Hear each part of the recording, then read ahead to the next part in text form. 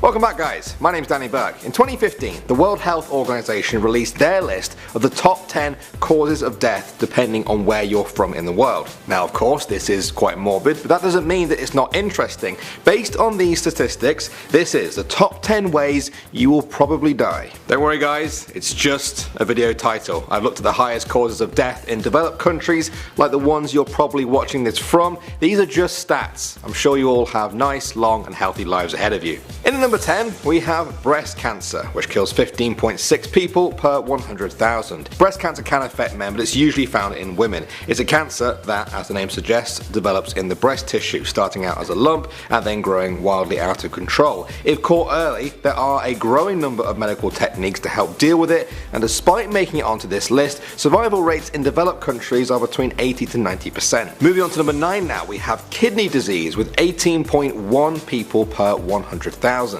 Our kidneys are the organs that filter waste and excess fluid in our body. When diseases affect them, they can lower the kidneys' function dramatically, causing them to not adequately filter our blood. Fortunately, there are a number of different treatments out there for it, even when it's in the later stages. Transplant patients actually have an 85.5% survival rate, but due to complications or late treatment, it still claims many lives each year. At the number 8 spot now, we have diabetes. Now this is really a developed country problem where it kills 22.6 people per 100,000. Quite simply, diabetes is caused by high blood sugar levels over a long period of time. Now normally the pancreas produces insulin to help store and use the sugar, but low insulin leads to diabetes. It is a lifelong disease that millions of people around the world aren't even aware that they have. Medication, surgery and lifestyle changes can help manage diabetes, but it is sadly a lifelong disease. Moving on to number 7 now, we have bowel cancer that kills 27.5 people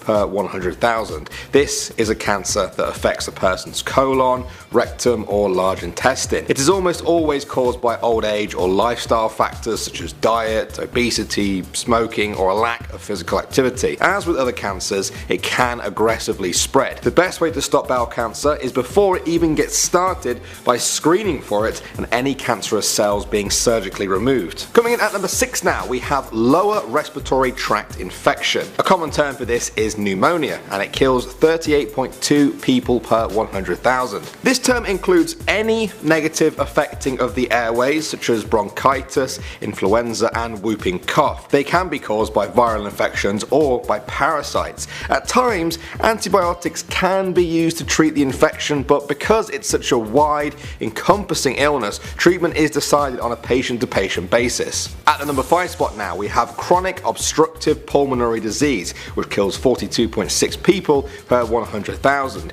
Its main symptom is long-term poor airflow. Symptoms include shortness of breath and coughing. The most common cause is smoking, but genetics and air pollution do also contribute to the numbers. It's estimated that 1 in 20 people suffer from this on the planet. Most people don't even realize they actually have it until they have to do something like walking up the stairs, and then they just find they're constantly out of breath. Moving on to number 4 now, we have lung cancer, which kills 49.5 people per 100,000. Cigarette smoking is the primary cause of developing lung cancer. One of the reasons it's thought to kill so many is that it's difficult to spot lung cancer until it's already in its advanced stages. If it's caught early though, 54% of people will survive on average. If it's not and the cancer ends up becoming advanced and inoperable, the survival rate plummets to just 4%. Next up at number 3, we have Alzheimer's, killing 60.1 people per 100,000. Alzheimer's is a degenerative disease of the brain that worsens over time.